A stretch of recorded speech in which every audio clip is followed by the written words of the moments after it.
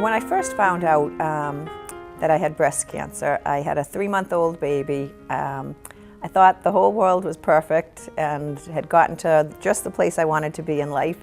And I found a lump accidentally in the shower and thought my whole world was ending, that it was all crashing in and I was going to be leaving this beautiful little daughter behind.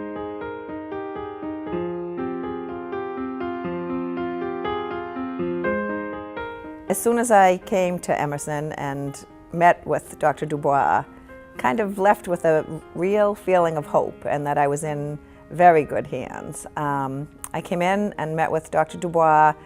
We sat in a family room, a family conference room with my mother, my sister, and my husband. And he just gave us an endless amount of time. Barbie was very quick to mention that she had just had a baby and she was thinking about another child as well. And so those types of cues gave me the sense that Barbie was already looking at her life, not just a cancer diagnosis, but her life in terms of being able to do what she had to do to conquer cancer. But that small type of comment where she wanted to make sure her doctor for the first time knew that she had plans for herself, that really gave me the confidence and security that Barbie was going to be somebody who would be able to conquer the diagnosis and really have a fulfilling life as a cancer survivor. When I got up to leave, he looked at me and he asked if I would mind if he gave me a hug. And he stood up and he gave me a hug, and it was one of those, I really mean it, hugs, not a formal kind of quick clutch. And he said to me, "You've had a hard day, and I think you needed that."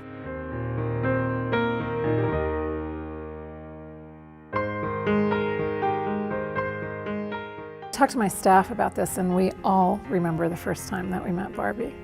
My memory of it is that I heard a woman at our front desk registering, and I went around the corner and there was this lovely young woman with a baby stroller. And I remember all of us just going, "Oh, please, don't let that be the patient."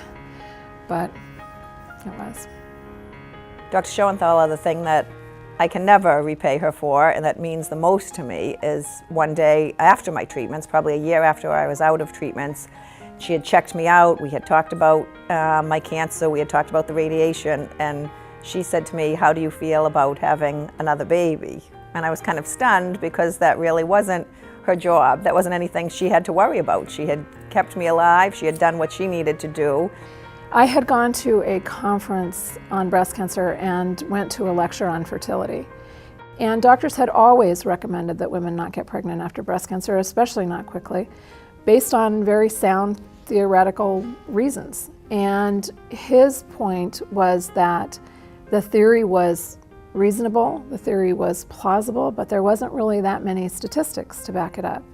I just left that day and everything changed again. And I think not only did she help to save my life, but then I can't even put it into words how much she increased the quality of my life by having my second daughter, Jillian.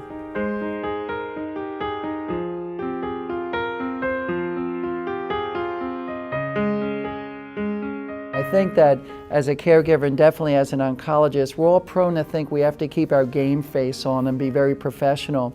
And what I would say to young training caregivers and anyone out there who's in practicing medicine is that you shouldn't feel vulnerable and inhibited to let that human side of you be seen by your patient. I think it can go a long way in establishing a relationship that really endures for forever. I think that if a caregiver has that be their goal, that they're wholly with their patient in the follow-up exam room, that means you're not going to double book, you're not going to overbook, you're going to read the chart before you come in, you're going to do all the things that you know that you need to do to have the best possible medical outcome, and what that also gives you is the best possible chance for connection with somebody like Barbie. I feel so privileged to have had the relationships with the Dr. Dubois and Dr. Schoenthaler and the other doctors in my life over the last 11 years. And I think that that shouldn't be the exception, that that should be the rule, that my case shouldn't be extraordinary. It should be to the point that my case isn't something that has to be highlighted. It should be just that everybody has that type of care and that kind of quality treatment and that type of relationship with their doctors. And I think it's not only the doctors, it does have to start with the person that answers the phone, because no matter how great a relationship you have with your doctor, if you don't feel that you can get through to them with the person that's answering the phone or the nurse that takes care of you when the doctor isn't available and gives you an immediate answer, it's the whole system needs to really be in place.